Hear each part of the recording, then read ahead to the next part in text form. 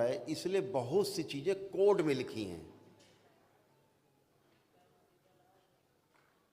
कुछ जो इस कलयुग के महाराज लोग हैं, उन्होंने उसको स्थूल में मान लिया। उन्होंने लिखा कोड में कि डी कोड करोगे, इसको तोड़ोगे रहे तो खुल जाएगा, रहस्य विधि पता लग जाएगी। तो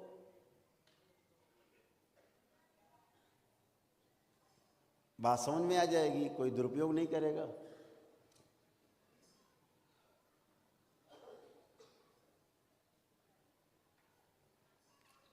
जैसे एक, क्या कर रहे हो भाई तुम? ओम।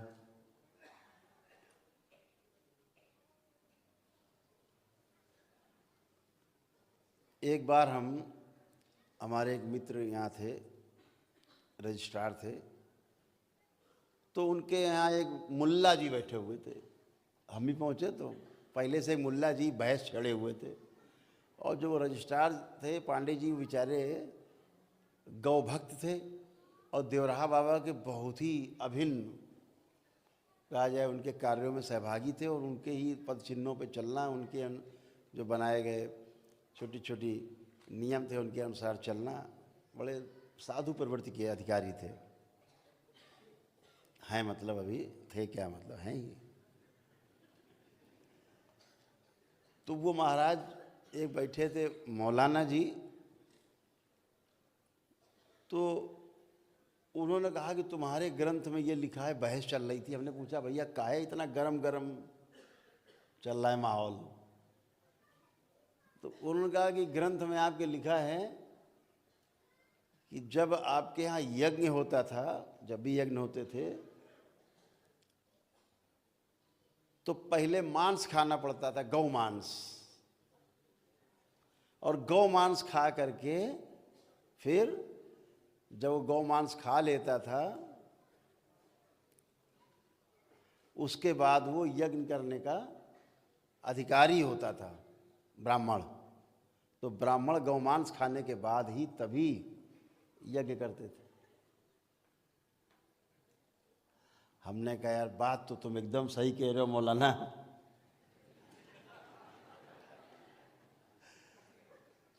तुम्हारी बात एकदम सही है। तुम्हें पता है वो कहाँ लिखा है ये श्लोक? बोले ये नहीं पता, लेकिन इतना पता है कि ऐसे होता था।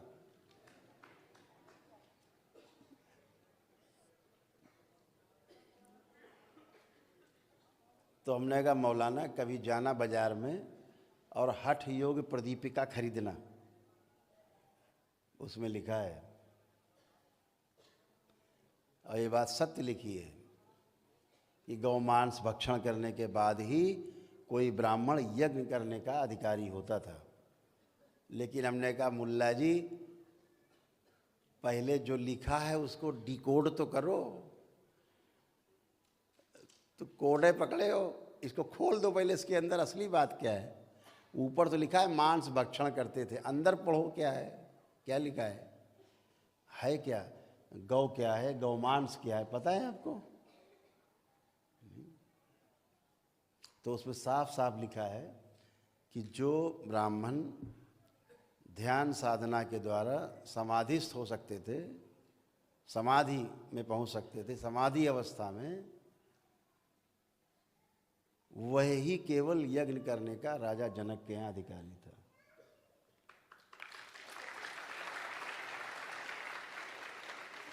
तो अब गौमांस कहाँ चला गया? ये जो ऊपर तालू है ना, ऊपर कौवा लटकता रहता है, उसे बोलते हैं गौ, गौ गौ। और उससे जो रष्ट पकता है साधना के दौरान, उसको बोलते हैं गौमांस।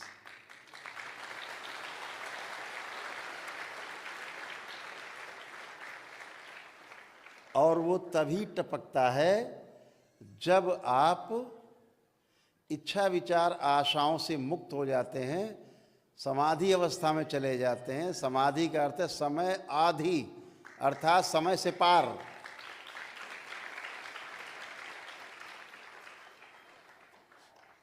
तो समाधि अवस्था में जाने पर वो ग्रंथि खुलती है, उससे रस टपकता है और अमृत है वो अमृत।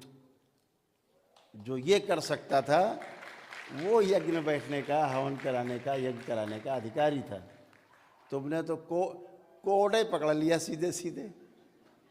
भाई डिकोड तो करो, खोलो तो। क्यों है क्या चीज़? गोमांस। वो गोमांस है, साफ साफ लिखा है एकदम स्पष्ट। 3 श्लोक अलग अलग हैं, तीनों में लिखा है।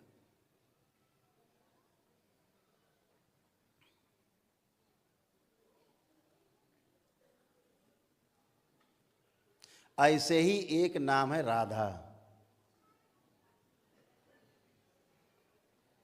करो डिकोड।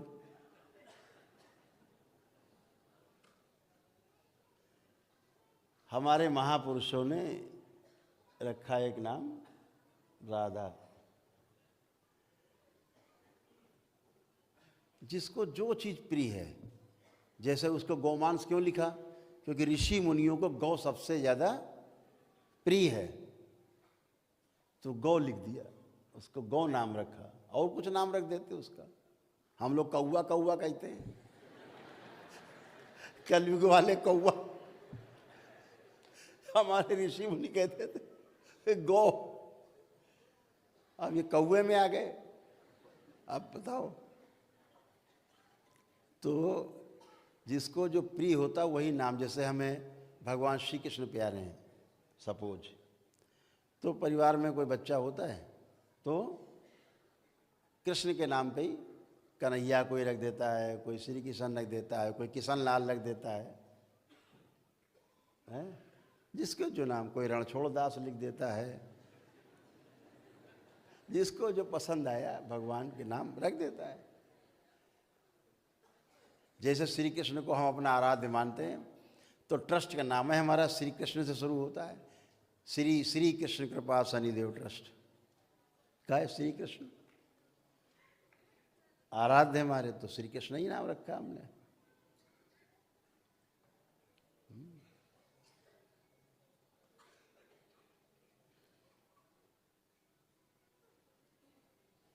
यहाँ स्वामी जी बैठे हमारे साथ 25 साल से पिछले, छोड़ के वृंदावन गोकुल छोड़ के यहाँ आ गए हमारे पास। 25 साल से साथ है हमारे।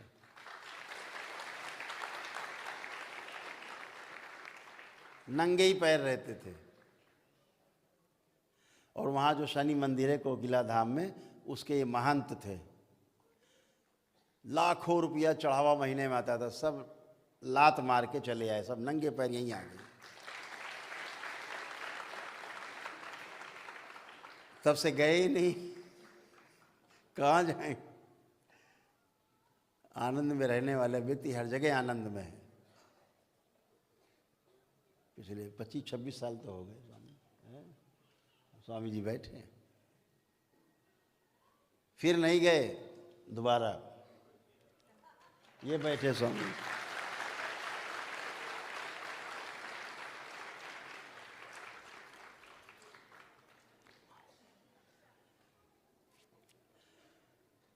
तो हर व्यक्ति जिससे प्रेम करता है वैसा ही नाम बच्चों का रखना, संस्था का रखना। ये अगर आप प्रेम नहीं करते तो आप वो नाम कभी नहीं रख सकते। ना बच्चों का नाम रखेंगे, ना संस्था का नाम रखेंगे, आप कुछ भी नहीं रखेंगे। तो ऐसे प्रेमवश ऋषि मुनि जो साधना करते थे, उन्होंने एक नाम रखा राधा। राधा माने क्या? जो हमारी समझ है उतनी हम बात कर रहे हैं भाई, ज़्यादा ज्ञानियों की बात हमें नहीं पता। अपनी बात कर रहे हैं हम लोग। राधा एक बहुत प्यारा नाम है। बोलने में बहुत लगता है कि जैसे कमल से खिल रहे हैं। अच्छा लगता है बोलने में। अरे दिन भर करते हो राधा रमण हरि बोल।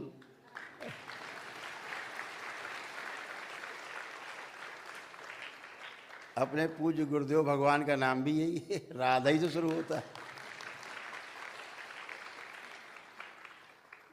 लेकिन हम किस राधा की बात कर रहे हैं, इसको जब डिकोड करते हैं तो जैसे हमने चर्चा की थी अभी पिछले सत्र में, इसको जान लेना आवश्यक है। इसलिए जान लेना और भी ज़्यादा आवश्यक है कि जिस राधा नाम तक का, राधा इस नाम तक का पूरी महाभारत में, पूरी भागवत पुराण में, पूरी श्रीमद् भागवत गीता में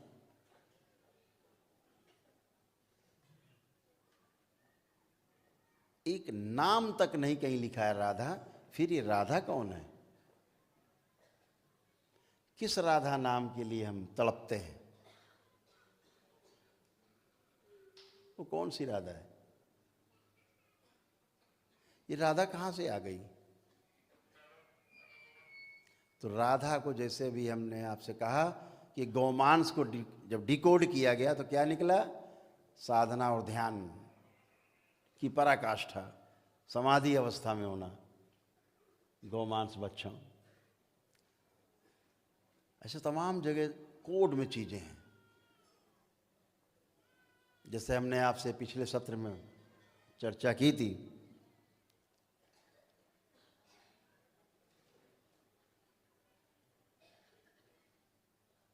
कि रावण खुली आंखों से अपनी नाभि पर विराजता था।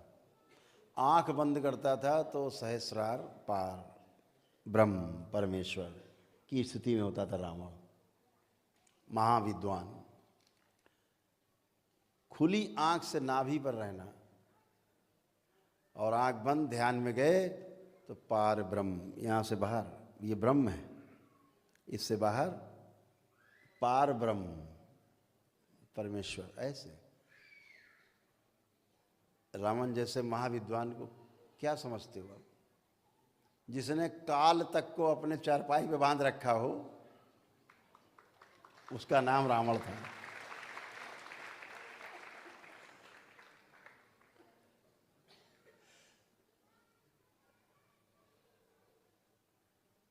जो पुरोहित बने राम का, उसका नाम रावण था। तो महाविद्वान। तो राम कहाँ विराजते थे? अनाहत चक्र पे। रावण मणिपूरक चक्र पे, राम इसके ऊपर अनाहत चक्र। तो जो रावण था वो 10 दल का कमल कहा जाता है नाभि पे, जिसको आप धीरे धीरे आगे चलेंगे तो समझेंगे, जानेंगे, अनुभव करेंगे। जहाँ पांडित्य पूरा खुल जाता है, वो उस चक्र का नाम है मणिपूरक। तो रावण खुली आंख से 10 दल का कमल है। यहाँ क्या है? यहाँ 12 दल का कमल है हृदय क्षेत्र में, अनाहत चक्र पर। तो भगवान राम 12 कला के अवतार थे, रावण 10 कला का अवतार था। वो भी अवतार ही था। जय विजय।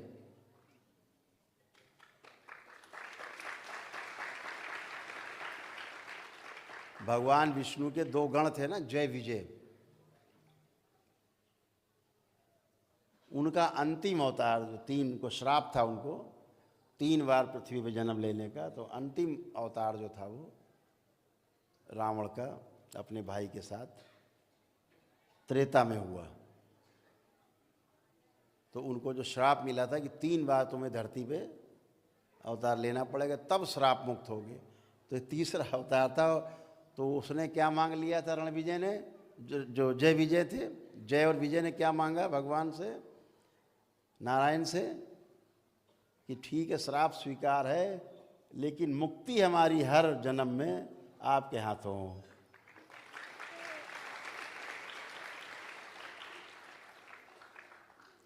तो द्वापर तक चला मामला, द्वापर तक, अंतिम द्वापर में हुआ। अंतिम जो तीसरा जन्म था वो द्वापर में जाके समाप्त हुआ।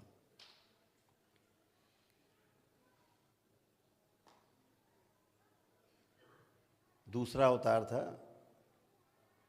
धरती पर जय विजय का, वो रावण के साथ हुआ था।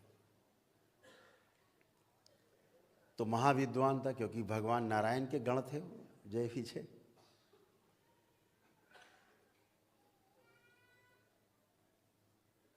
भगवान राम 12 कलाओं के अवतार थे, स्वयं नारायण के अवतार थे,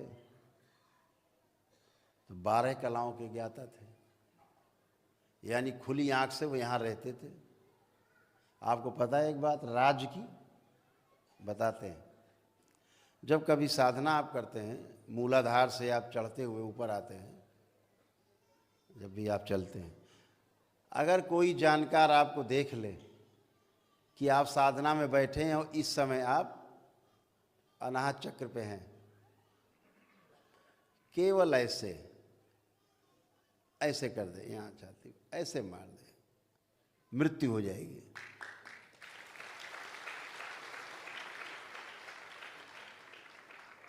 चोट लग जाए वहां तो मृत्यु हो जाएगी। अगर देख ले कि इस समय किस चक्र में आप हैं, कहाँ पर हैं, तभी विभीषण ने कहा भगवान राम से, प्रभु इसकी नाभि में रहता है, ये खुली आंख से युद्ध कर रहा है, ये खुली आंख से है, इस समय नाभि पर है, खुली आंख से यहाँ रहता है। मार दिया, रावण धराशायी हो गए। तो राम यहाँ विराजते थे खुली आंख से। साधारण मनुष्य मलमूत्र द्वार के बीच में जो स्थान है नीचे, उसे मूलाधार कहते हैं। जहाँ हम पलथी लगाते हैं तो हमारी एड़ी जहाँ जा कर के, पैर की एड़ी जहाँ टच करती है, वो मूलाधार है। अगर वहाँ पर कोई चोट पहुँचा दे, आघात, आदमी की तत्क्षण मृत्यु हो जाती है, वो मर्म है। ऐसे 107 मर्म है पूरे शरीर में, उनमें से कुछ मर्म ऐसे हैं जो सीधे मृत्यु देते हैं, उनमें से मूलाधार भी है। मूलाधार जो माँ महाकाली का स्थान भी माना जाता है। कभी चर्चा करेंगे ना कि माँ के हाथ में खीर क्यों है, माँ के हाथ में खडक क्यों है, माँ के हाथ में दैत्य क्यों है, कटोरा क्यों है माँ के हाथ में। जब प्रतीक आपके सामने खुलेंगे, डिकोड करना, भगवान शंकर क्यों नीचे है, एक पैर ऊपर क्यों है माँ का।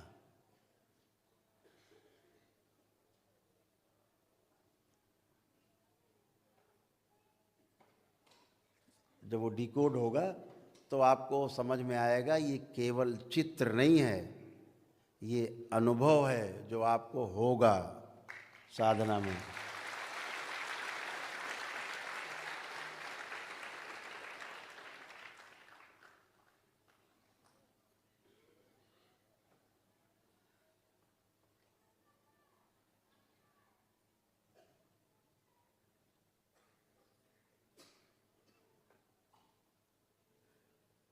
जब कामुकता चरम पे होती है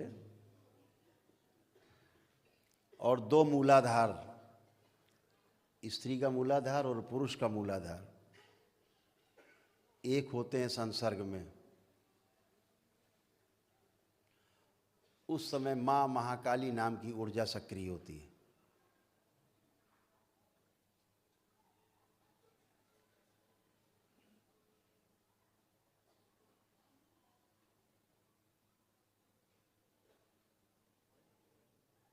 खून, नरमुंडों की माला, ये आपके वीर और स्त्रियों के रज में पाए जाने वाले जीवाणु हैं। एक जीवाणु में शक्ति है, एक स्त्री या पुरुष बच्ची या बच्चा उत्पन्न करने की स्थूल रूप में एक संसर्ग में लाखों जीवाणु निकलते हैं, लेकिन एक ही जीवाणु जो है माँ के गर्भ में प्रवेश करता है, बाकी सब मर जाते हैं, उससे स्थूल शरीर बनता है।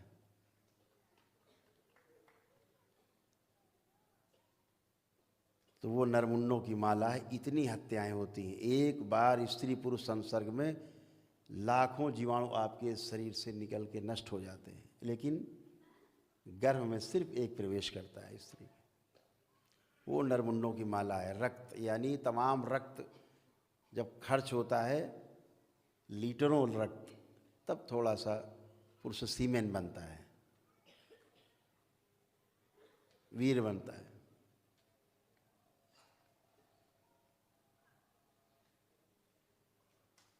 जब तक स्खलन नहीं हो जाता तब तक चैन नहीं। माँ के हाथ में जो कटोरा है ना, वो क्या है, वो खीर। जब तक वो स्खलन नहीं हो जाता खीर के रूप में ग्रहण नहीं कर लेता है वो ऊर्जा, तब तक चैन नहीं। जब खीर भी ग्रहण हो गई, स्खलन हो गया, तब ज्ञान होता है कि ये ठीक नहीं। तो शंकर नीचे हैं ज्ञान के रूप में, जीव निकलती है, ठीक नहीं, अच्छा नहीं। अगर संतान उत्पत्ति के लिए है तो बहुत अच्छा है, अन्यथा ठीक नहीं। शंकर ज्ञान के रूप में है, तब वो जीव निकलती है उस ऊर्जा की, ये ठीक नहीं। तो कितना खून आपका खराब हुआ जिससे वीर्य बनता है, वीर्य नष्ट हुआ यानी खून आपका नष्ट हुआ। कितने जीवाणु मरे।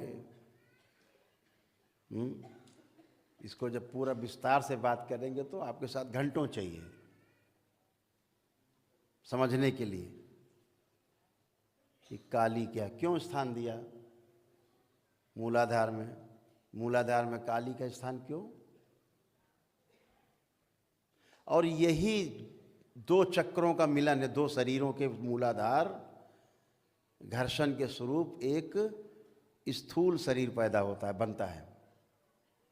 और यही साधक जो आप बैठे हो, जब साधना करोगे तो आपका मूलाधार चक्र जो है, जो स्वादिष्ठान चक्र से घर्षण करेगा, अपने में स्वयं में घर्षण करेगा, तो भी एक शक्ति का जन्म होगा, लेकिन वो सूक्ष्म होगी, स्थूल नहीं होगी। क्योंकि आपके अंदर जो एक चक्र है, दूसरे चक्र से जब मिलन होगा ऊपर की ओर चढ़ेगा।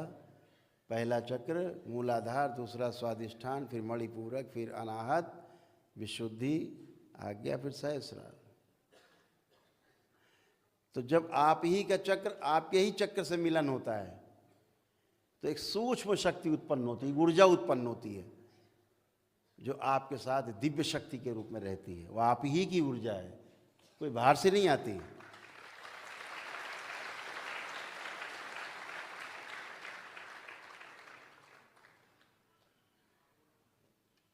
आपके चार शरीर स्त्री और पुरुष के रूप में, पता है?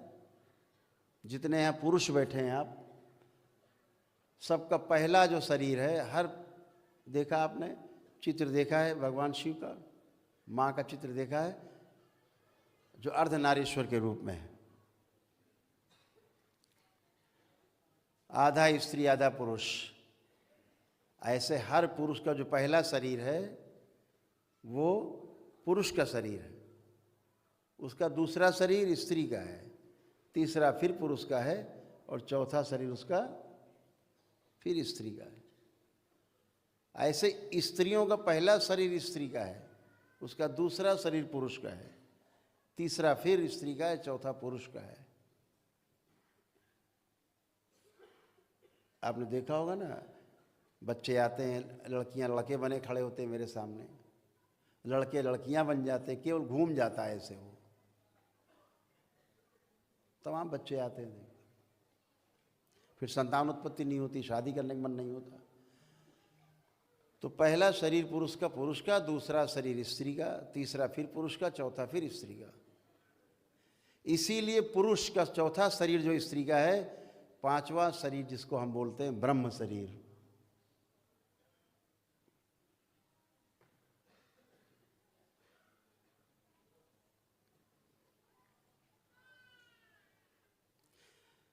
आपके ही चक्रों का मिलन एक नई शक्ति देता है आपको, एक नई शक्ति का उदय करता है, एक नई ऊर्जा को उत्पन्न करता है, जो आपके साथ होती है। और आपकी अपनी, उसी को तपस्या बोलते हैं कि मेरा तप मेरे साथ है। वही तप आपके साथ है जो आपके ही चक्रों का आपके ही चक्रों से मिलन है, ऊपर चढ़ते जाते हैं, और जो ऊर्जा उत्पन्न होती जाती है वो आपकी अपनी संपत्ति होती है। वो जन्म जन्म साथ रहती, कभी अलग नहीं होती। वो साथ ही पैदा होती है, साथ ही रहती है, कभी नहीं साथ छोड़ती, वो आपकी संपत्ति है। तो योगी क्या करते हैं, अपनी ऊर्जा स्त्री की, अपनी ऊर्जा पुरुष की, आपस में ध्यान साधना में संसर्ग होते गए, शक्ति उत्पन्न होती गई। जितना ऊपर चढ़ते जाएंगे, चक्रों का चक्रों से मिलन होता जाएगा, ऊर्जा उतनी घनी होती जाएगी आपके पास, उतने बलशाली शक्तिशाली आप होते जाएंगे।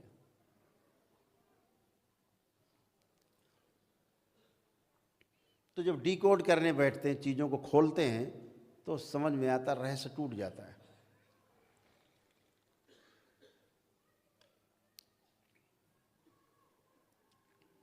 तो एक नाम दिया ऋषि मुनियों ने हमारे पुरातन काल से, ईड़ा, पिंगला और सुषुम्ना।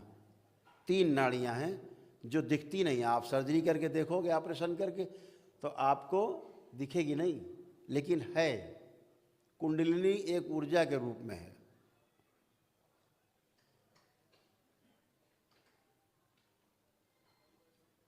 तो जब आपका कुंडलिनी आपकी जागृत होती है और ध्यान साधना के द्वारा आप धीरे धीरे ऊपर की ओर गति करना शुरू करते हैं, तो उस नाड़ी का नाम है, बीच में जो रहती है उसका नाम है सुषुम्ना।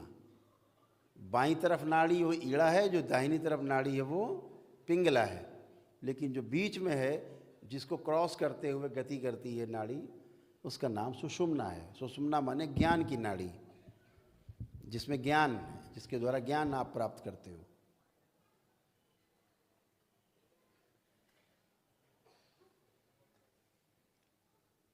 ईड़ा पिंगला आपके भौतिकता में आपके काम आती है, लेकिन सुषुम्ना जो है आपके जीवन में काम आती है। जीवन मूल्यों को बढ़ावा देती, जीवन मूल्यों को तय करती है। तो ऋषि मुनियों ने नाम दिया, बाईं तरफ ईड़ा, दाहिने पिंगला और बीच में सुषुम्ना, जो ज्ञान की नाड़ी है, जिसके द्वारा लोग ज्ञान को उपलब्ध होते हैं।